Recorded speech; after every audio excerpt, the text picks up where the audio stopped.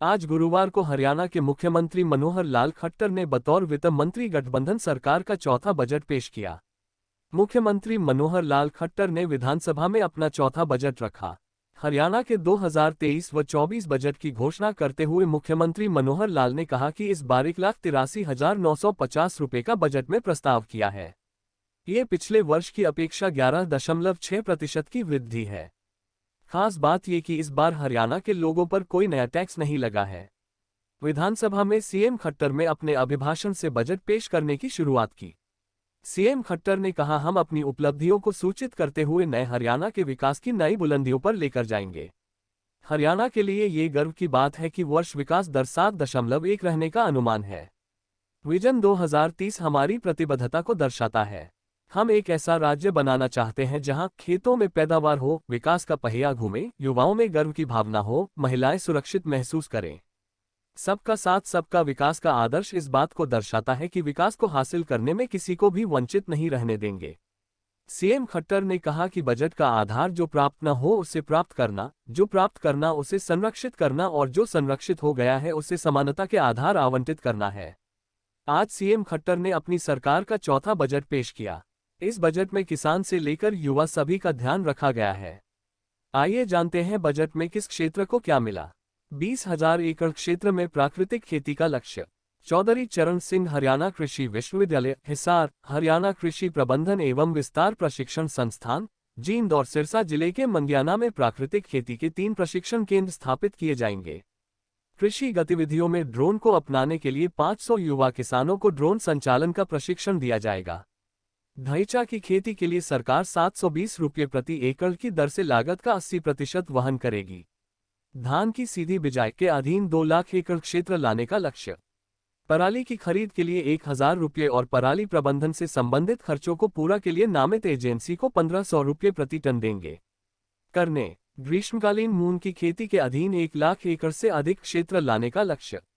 पशुपालन एवं डेयरी और मत्स्य पालन। एक पशुपालन क्षेत्र में उद्यमिता विकास के लिए हरियाणा पशुधन उत्थान मिशन शुरू किया जाएगा। 2 प्रदेश में 70 नई मोबाइल पशु चिकित्सा इकाइयां शुरू की जाएगी। 3 पलवल, महेंद्रगढ़, अंबाला और फतेहाबाद में 4 पशु चिकित्सा पॉलीक्लिनिक स्थापित किए जाएंगे। 4 गुरुग्राम और फरीदाबाद में 2 अत्याधुनिक सरकारी वेटरनरी पेट क्लिनिक स्थापित होंगे। 5 हरियाणा गौ सेवा आयोग का बजट 40 करोड़ रुपये से बढ़ाकर 400 करोड़ रुपये किया। नई गौशालाओं के लिए ग्राम पंचायतों की भूमि उनकी सहमति से उपलब्ध करवाई जाएगी। सभी के लिए आवास। 1.80 लाख रुपये तक वार्षिक पारिवारिक आय वाले जरूरतमंद परिवारों के लिए 1 लाख नए घर बनाए जाएंगे। 1.80 लाख रुपये तक वार्षिक पारिवारिक आय वाले जरूरतमंद परिवारों के लिए 1 लाख नए घर बनाए जाएंगे।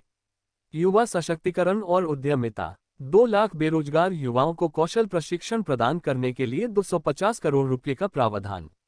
युवाओं के लिए स्टार्टअप स्थापित करने हेतु बैंकों और वित्तीय संस्थानों के सहयोग से वेंचर कैपिटल फंड स्थापित किया जाएगा।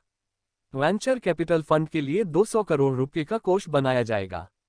युवाओं को कौशल सशक्त बनाने के लिए मुख्यमंत्री कौशल मित्र फेलोशिप योजना शुरू की जाएगी।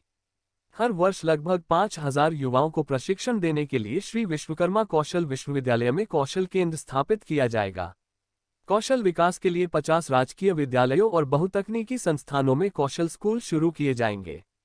इलेक्ट्रिक मोबिलिटी के लिए मानेसर में एक उत्कृष्टता केंद्र स्थापित किया जाएगा। 6 लाख रुपये तक की वार्षिक आय वाले परिवारों के युवाओं के फॉरेन लैंग्वेज सर्टिफिकेशन टेस्ट का खर्च सरकार वहन करेगी। सरकारी IIT में प्रवेश लेने वाली 3 लाख रुपये वार्षिक से कम पारिवारिक आय वाली हर लड़की को 2,500 रुपये वित्तीय सहायता दी जाएगी। हरियाणा कौशल रोजगार निगम प्राइवेट सेक्टर में जनशक्ति की नियुक्ति करेगा।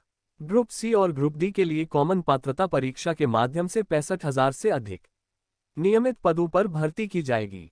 पंचायती राज संस्थान और ग्रामीण विकास। प्रत्येक जिला परिषद में अलग इंजीनियरिंग विंग शुरू की जाएगी। 700 पार्क एवं व्यायामशालाओं को आयुष्मान स्वास्थ्य एवं वेलनेस केंद्रों में बदला जाएगा।